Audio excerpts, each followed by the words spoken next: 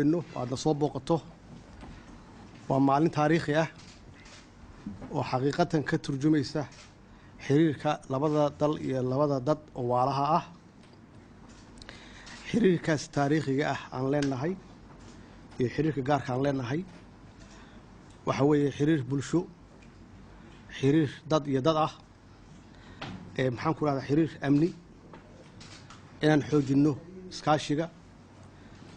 haddii noqoto dhanka dhaqaalaha iyo wax wada qabsiga arrinta ugu muhiimsan iskaashiga arrimaha amniga iyo la dagaalanka qolooyinkan argagixisada ah oo runtii maalin walba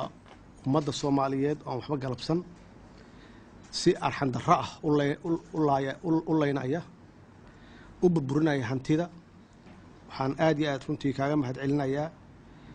leadershipkaaga hogaankaaga oo aad qayb uga tahay la dagaalanka argagixisada oo aad nagu soo biirisay ciidan tayo leh oo hiil walaal la yiraahdo oo naftooda u huraya difaaca dalkan iyo dadkooda xaqiiqatanna waxaan iloobi karna ma aha inta Djibouti iyo hogaankaaga uu u taray dalkan insha Allah waxaan rajeynayaa in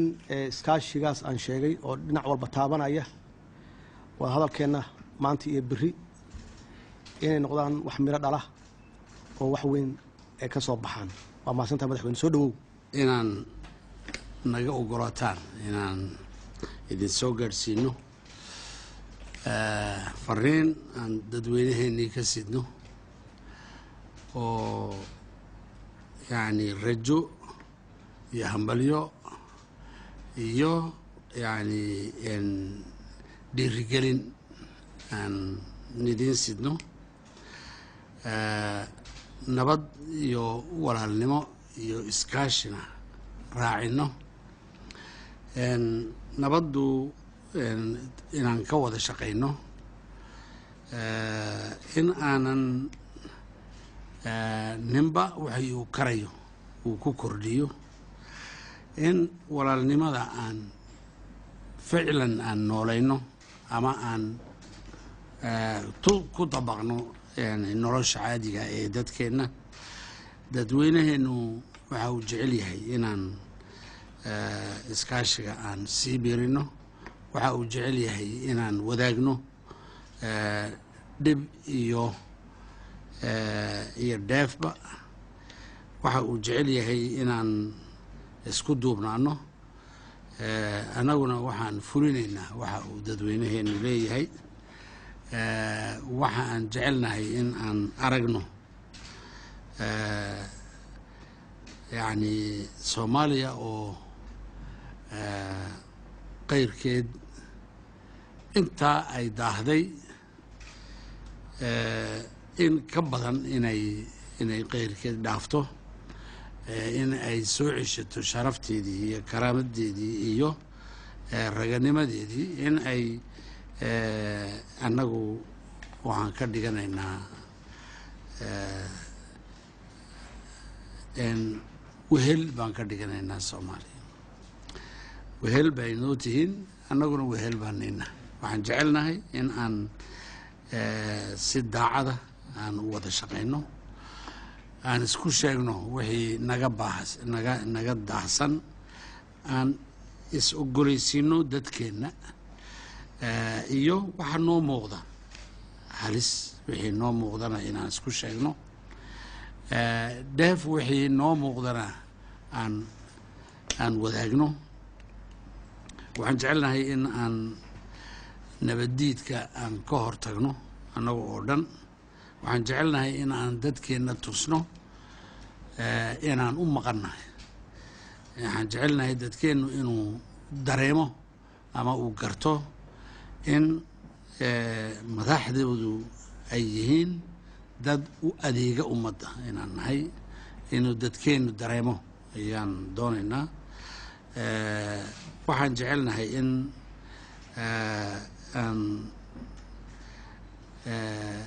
wixii raggan ila socday ay waqtiga gaabane aan dhigooga ay bal wixii ay wax wada qabsan karaan labadan odaye meeshan igu dhowey iyagu waa isyaqaaniinoo xiriirkoogu waa joogto saan u malaynay gabadhani waxaa la yidhaahdaa Muna waxa ay ka shaqaysaa arrimaha bulshada waxa ay u heelan tahay la dagaalanka faqriga waxa ay ka shaqaysaa in ay dadka dhibaataysan ama ku dhashay dhibaatooyinka ee handicapka qaba noocay doona ha noqoto inay iyadu xafiisyo u samayso intii ay ururin karto ay ururiso inta ay yani gaarsiin karto dadka aanan yani itaalna u hayn xoolana u hayn noloshoodu ay yani ay halis ku jirtana inay dul tagto oo ay yani gargaar wixii la gaarsiin karayo ay gaarsiiso ninkan wasiirka difaaca wey isaguna inuu dadkii reer hiil uu wixii orientation la siinayo uu siiyo ciidanka soomaaliyana inuu iyo ciidankani horta dee ogtahay inaan yani meeshii ugu adkaydaan annagu ka shaqayno oo isgaarsiintu ay adag tahay haddana jacayl dadkii ay isku qabaan unbay isbarkadeeno way ilaa maanta anagu meesha inay laga guuraba dooni mayno inaan xaasasna way jiraan baa la yidhi